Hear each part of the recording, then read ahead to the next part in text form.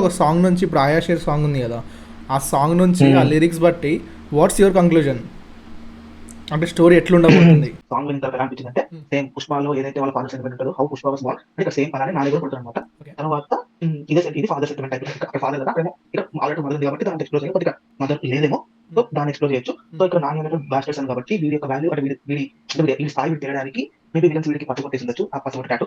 And తర్వాత ఇప్పుడు maybe వీళ్ళ మదర్ చనిపోయింది, సో వాళ్ళ అమ్మకి గుర్తుగా మీరు వాళ్ళ అమ్మ నుంచి తీసుకుని రెండు ఉంటారు.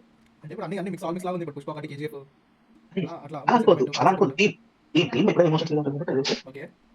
నెక్స్ట్ ఇక్కడ వచ్చేసరికి విలన్స్ ఉండొచ్చు, ఇప్పుడు వాళ్ళ రియల్ సన్స్ వర్సెస్ జడల్ అయి ఉండొచ్చు, లేకపోతే ఫాదర్ వర్సెస్ జడల్ అయి ఉండొచ్చు.